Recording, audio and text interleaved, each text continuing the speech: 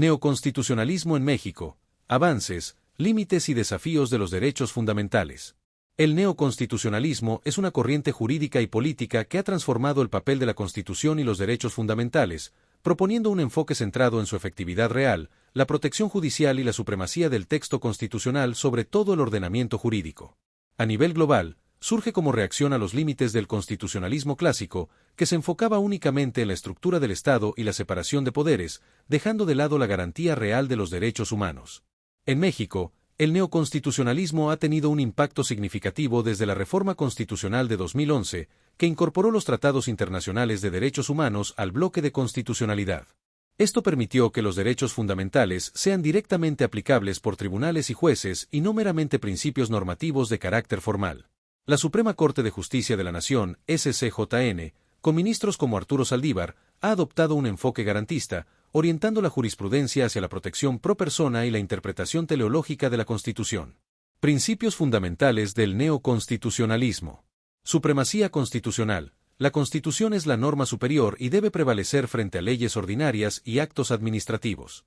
Centralidad de los derechos fundamentales. Los derechos humanos y sociales tienen carácter vinculante y deben ser efectivamente protegidos.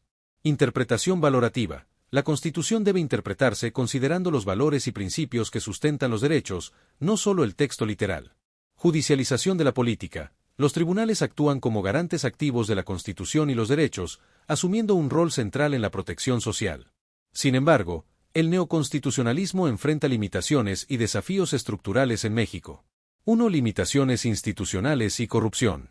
La efectividad de los derechos está limitada por la corrupción y la impunidad en órganos judiciales, fiscales y administrativos.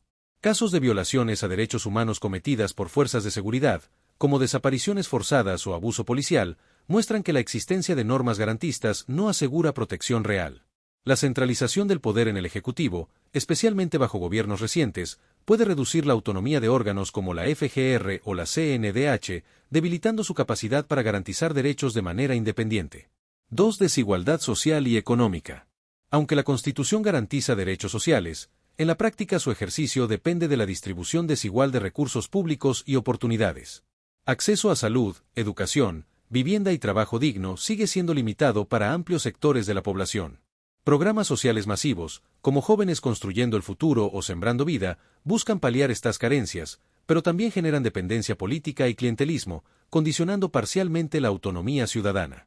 3. Violencia y crimen organizado. El contexto de inseguridad limita derechos básicos como la libertad personal, la seguridad y la integridad física. La presencia de cárteles y grupos criminales afecta directamente el ejercicio de derechos fundamentales, al tiempo que el Estado puede priorizar políticas de seguridad que restrinjan otras libertades en nombre del orden público. Casos recientes en Tamaulipas, Colima y Veracruz muestran cómo la violencia vinculada al huachicol, narcotráfico y tráfico de combustibles no solo vulnera derechos, sino que también genera complicidad y encubrimiento institucional. 4. Judicialización desigual y acceso limitado. Aunque la SCJN ha desarrollado una jurisprudencia progresista, el acceso a la justicia sigue siendo desigual. Las personas con recursos limitados, comunidades rurales o grupos marginados enfrentan barreras para exigir la protección de sus derechos. La eficacia del neoconstitucionalismo depende, entonces, de la existencia de mecanismos accesibles y equitativos de tutela judicial. 5. Discrecionalidad y restricciones legales. Existen normas que limitan derechos bajo justificaciones de seguridad, orden público o intereses económicos. En algunos casos, estas restricciones son excesivas o discrecionales, afectando derechos como la libertad de expresión, el derecho a la protesta, la propiedad y el acceso a la información. Esto genera un equilibrio frágil entre la protección de la sociedad y la garantía individual. 6. Influencia política y centralización del poder. La concentración de decisiones en el Ejecutivo, especialmente en programas sociales y control de organismos autónomos, puede influir en la aplicación de derechos fundamentales. La política social se convierte en un instrumento de poder, donde el ejercicio pleno de derechos puede verse condicionado por intereses partidistas o electorales. Conclusión. El neoconstitucionalismo representa un cambio de paradigma, de un constitucionalismo formal, centrado en la estructura del Estado, a un constitucionalismo garantista, dinámico y orientado a la efectividad de los derechos humanos. En México, ha fortalecido la protección frente al Estado, dado protagonismo a la SCJN y promovido derechos colectivos, sociales y humanos. Sin embargo, su efectividad real se enfrenta a limitaciones estructurales, corrupción, impunidad, desigualdad social, violencia, judicialización desigual, discrecionalidad legal y centralización del poder.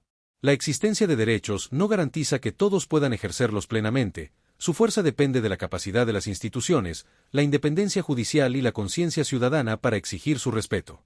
En términos prácticos, el neoconstitucionalismo en México es un marco teórico y jurisprudencial avanzado, pero su aplicación efectiva requiere fortalecimiento institucional, control del poder político y acceso equitativo a la justicia. Solo así se podrá transformar la protección de los derechos fundamentales de un principio formal a una realidad concreta y tangible para todos los ciudadanos.